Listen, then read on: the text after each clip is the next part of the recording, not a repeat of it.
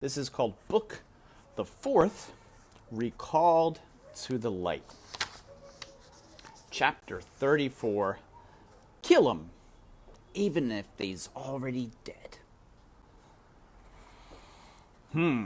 All right. Reader, you did not forget about our small mouse, did you?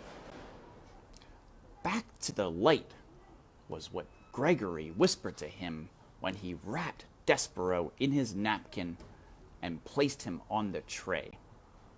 And then Mig, after her conversation with Roscoe, carried the tray into the kitchen, and when she saw Cook, she shouted, "It's me, Miggerty So, back from the deep downs." "Oh, lovely," said Cook. "Ain't we all relieved?" Mig put the tray on the counter. Here, said Cook. "Your duties ain't done. You must clear it." "How's that?" shouted Mig. "You must clear the tray," shouted Cook. She reached over and took hold of the napkin and gave it a good shake, and Despereaux tumbled out of the napkin and landed directly plop in a measuring cup full of oil. "Ack!" said Cook. "A mouse in my kitchen, and my cooking oil, and my measuring cup. You, Mig, kill him directly." Mig bent her head and looked at the mouse slowly sinking to the bottom of the glass cup. "Poor little Macy," she said, and she stuck her hand into the oil and pulled him out by his tail. Despereaux, gasping and coughing and blinking at the bright light, could have wept with joy at his rescue, but he was not given time to cry. "Kill him!" shouted Cook. "Good," said Mig. "All right." Holding Despereaux by the tail, she went to get the kitchen knife. But the mouse tail, covered as it was in oil, was slick and difficult to hold on to, and Mig, in reaching for the knife, loosened her grip, and Despereaux fell to the floor. Mig looked down at the little bundle of brown fur. "Gord," she said, "that'd have killed him for sure." "Kill him even if he's already dead," shouted Cook. "That's my philosophy with mice. If they're alive, kill them. If they're dead, kill them. That way you can be certain of having yourself a dead mouse, which is the only kind of mouse to have." "That's some good sophisy. That is, kill 'em, even if they's already dead." "Hurry, you cauliflower-eared fool!" shouted Cook. "Hurry!" Despereaux lifted his head from the floor. The afternoon sun was shining through the large kitchen window. He just had time to think how miraculous the light was, and then it disappeared, and Mig's face loomed into view. She studied him, breathing through her mouth. "Little missy," she said, "ain't you going to skedaddle?" Despereaux looked for a moment into Mig's small, concerned eyes, and then there came a blinding flash and the sound of metal moving through the air as Mig brought the kitchen knife down, down, down. Despereaux felt a very intense pain in his hindquarters. He leapt up and into action. Reader, he scurried. He scurried like a professional mouse. He zigged to the left. He zigged to the right. "Gord!" shouted Mig. "Missed him!" "Ain't that a surprise?" said Cook, just as Despereaux scurried under a crack in the pantry door. "I got the little missy's tail, though," said Mig. She bent over and picked up Despereaux's tail and held it up, proudly displaying it to Cook. "So," shouted Cook, "what good will that do us when the rest of him has disappeared into the pantry?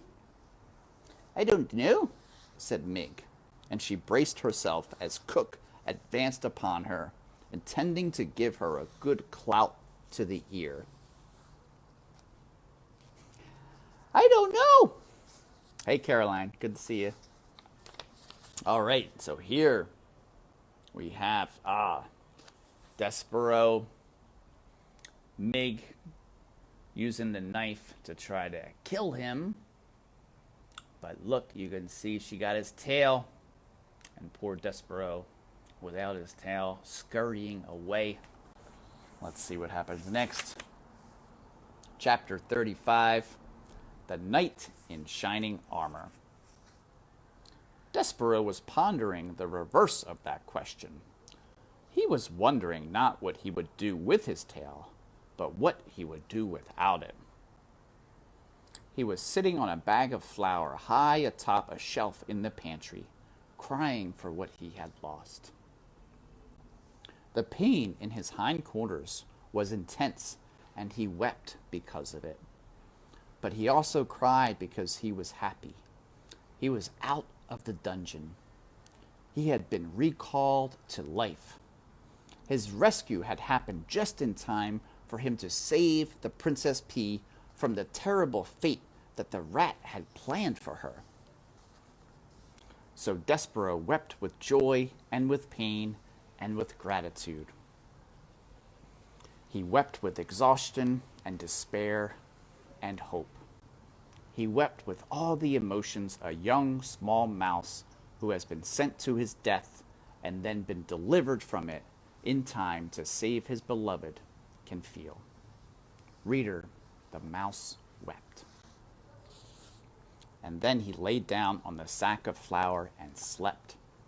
Outside the castle, the sun set and the stars came out one by one, and then they disappeared and gave way to the rising sun. And still Despereaux slept. And while he slept, he dreamt. He dreamt of the stained-glass windows and the dark of the dungeon. In Despereaux's dream, the light came to life, brilliant and glorious, in the shape of a knight swinging a sword. The knight fought the dark. And the dark took many shapes. First, the dark was his mother, uttering phrases in French. And then the dark became his father, beating the drum. The dark was Furlough, wearing a black hood and shaking his head no. And the dark became a huge rat, smiling a smile that was evil and sharp. The dark, Despereaux cried, turning his head to the left. The light, he murmured, turning his head to the right. He called out to the knight. He shouted, "Who are you? Will you save me?" But the knight did not answer him. "Tell me who you are," Despereaux shouted. The knight stopped swinging his sword. He looked at Despereaux. "You know me," he said. "No," said Despereaux, "I don't." "You do," said the knight. He slowly took the armor off his head and revealed nothing, no one. The suit of armor was empty. "No, oh no," said Despereaux. "There is no knight in shining armor. It is all just make-believe, like happily ever after." And in his sleep, reader, the small mouse began to cry. Chapter 36, What Mig Carried. I feel like my face is quite orange today, quite yellow. I have to change maybe the color of the light.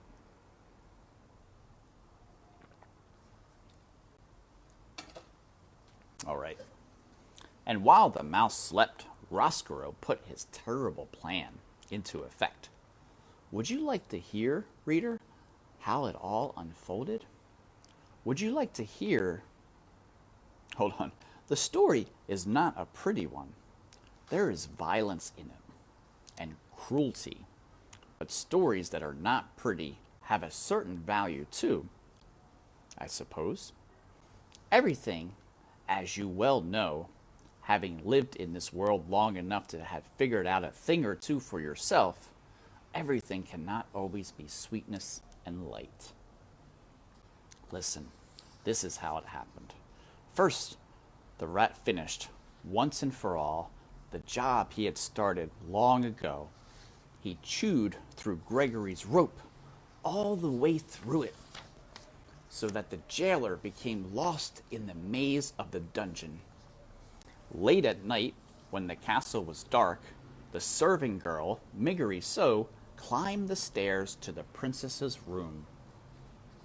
In her hand she carried a candle, and in the pockets of her apron were two very ominous things.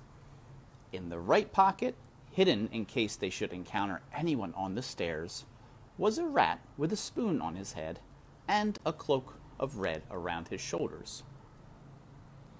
In the left pocket was a kitchen knife, the same knife that Miggery So had used to cut off the tail of a certain mouse.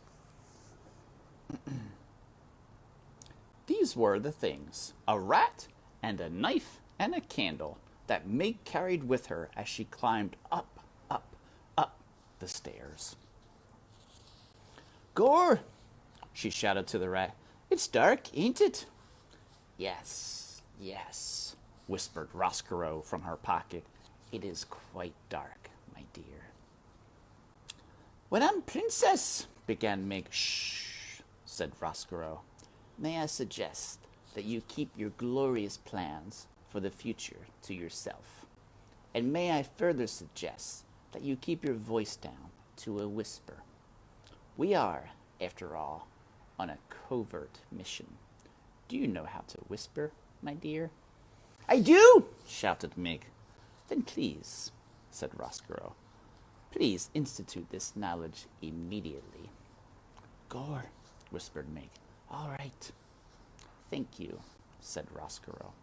"Do I need to review with you again our plan of action?" "I got it all right, straight in my head," whispered Mig, and then she tapped the side of her head with one finger. "How comforting," said Roscoe. "Perhaps, my dear, we should go over it again, one more time, just to be sure."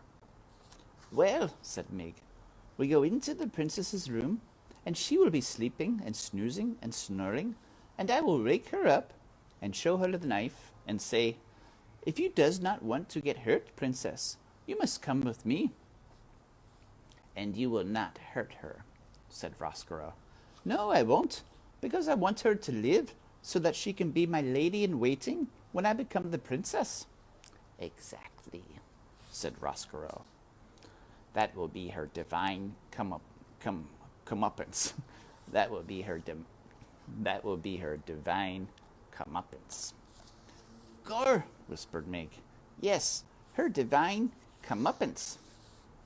Mig had, of course, no idea what the phrase divine comeuppance meant, but she very much liked the sound of it, and she repeated it over and over to herself until Roscoe said, "And then?" "And then," continued Mig, "I tell hers to get out of her princess bed and come with me on a little journey." "Ha!" said Roscoe. "A little journey. That is right. Ha! I love the understatement of that phrase. A little journey. Oh, it will be a little journey indeed, it will." "And then," said Mig, who was now coming to her favorite part of the plan, "we take her to the deep downs, and we give her some long lessons on how to be a serving girl, and we gives me some short lessons in how to be a princess. And when we is all done studying up, we switch places. I get to be the princess, and she gets to be the maid. Gore!" Reader, this is the very plan that Roscoe presented to Mig when he first met her. It was, of course, a ridiculous plan. No one would ever, not for one blind minute, mistake Mig for a princess, or the princess for Mig. But Miggery as I pointed out to you before, was not the sharpest knife in the drawer. And, reader too, she wanted to desperately become a princess. She wanted, oh, how she wanted. And it was because of this terrible wanting that she was able to believe in Roscoe's plan with every ounce of her heart. The rat's real plan was, in a way, more simple and more terrible. He intended to take the princess to the deepest, darkest part of the dungeon. He intended to have Mig put chains on the princess's hands and her feet, and he intended to keep the glittering, glowing, laughing princess there in the dark forever. All right, we come to the end of chapter 36. Chapter 37 is next. Do you remember why Roscoe wants revenge on the princess? Why he's so angry and hurt? If you remember when the queen died and the rat was leaving to go back to the dungeon, he turned back and looked at the princess, and she had this look in her eyes. I don't even think she said the words, but this look of, you're a rat, go back to the dungeon where you belong. And since that moment, Roscoe, who at first, or in those moments, was drawn to the light, had wanted to take revenge on the princess for how much that face, that look, had hurt him. All right, chapter 37, a small taste. She was asleep, the princess, and dreaming of her mother, the queen, who was holding out a spoon to her and saying, "Taste this, my sweet pea, taste this, my darling, and tell me what you think." The princess leaned forward and sipped some soup from the spoon her mother held out to her. "Oh, Mama," she said, "it's wonderful. It's the best soup I have ever eaten." "Yes," said the queen. "It is wonderful, isn't it?" "May I have some more?" said the pea. "I gave you a small taste so that you would not forget," said her mother. "I gave you a small taste so that you would remember. I want more." But as soon as the princess said this, her mother was gone. She disappeared, and the bowl and the soup spoon disappeared along with her. "Lost things," said the pea. "More lost things." And then she heard her name. She turned, happy, thinking that her mother had come back. But the voice was not her mother's. The voice belonged to somebody else, and it was coming from someplace far away, and it was telling her to wake up, wake up.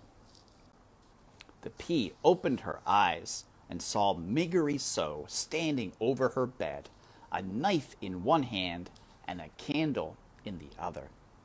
"Mig," she said. "Gor," said Mig softly. "Say it," commanded Roscoe. Mig closed her eyes and shouted her piece. "If you does not want to get hurt, princess, you must come with me." "Whatever for?" said the princess in an annoyed tone. As I have noted before, the princess was not a person who was used to being told what to do. "What are you talking about?" Mig opened her eyes and shouted, "You got to come with me, so after we take some lessons, you some long lessons and me some short ones, together way down in the deep downs, I can be you and you can be me." "No!" shouted Roscoe from Mig's pocket. "No, no, you're doing it wrong." "Who said that?" "Your Highness," said Roscoe, and he crawled out of Mig's pocket and made his way up to her shoulder and situated himself there, laying his tail across her neck to balance himself. "Your Highness," he said again, and he raised the spoon slowly off his head and smiled, displaying his mouth full of truly hideous teeth. I think it will be best if you do as Miggery suggests. She is, as you can quite clearly see, in the possession of a knife, a large knife, and she will, if pushed, use it. This is ridiculous, the princess said. You can't threaten me. I'm a princess. Well, said Roscoe, are you all too aware of the fact? We, said Roscoe, are all too aware of the fact of what you are. A knife, however, cares nothing for the fact that you are royalty, and you will bleed, I assume, just like any other human. The pea looked at Mig. Mig smiled. The knife glinted in the light of the candle. Mig, she said, her voice shaking the tiniest bit. I really do not think, said Roscoe, that Mig would need much persuasion to use that knife, princess. She is a dangerous individual, easily led. But we are friends, said the pea. Aren't we, Mig? Eh? Said Mig. Trust me, said Roscoe. You are not friends, and I think it would be best if you addressed all of your communications to me, princess. I am the one in charge here. Look at me. The pea looked right directly at the rat and at the spoon on his head. Her heart skipped one beat and then two. Do you know me, princess? No, she said, lowering her head. I don't know you. But reader, she did know him. He was the rat who had fallen in her mother's soup, and he was wearing her dead mother's spoon on his head. The princess kept her head down. She concentrated on containing the rage that was leaping up inside of her. Look again, princess. Or can you not bear to look? Does it pain your royal sensibilities to let your eyes rest on a rat? I don't know you, she said, and I'm not afraid to look at you. The pea raised her head slowly. Her eyes were defiant. She stared at the rat. Very well, said Roscoe. Have it your way. You do not know me. Nonetheless, you must do as I say, as my friend here has a knife. So get out of bed, princess. Here we have another drawing, and we can see Roscoe the rat perched up there on Mig Sawyery's shoulder, the candle, and where's the princess? Is she in bed? Ah, yes. See her eyes there under the covers as the rat and Mig talk to the princess. We are going on a little journey.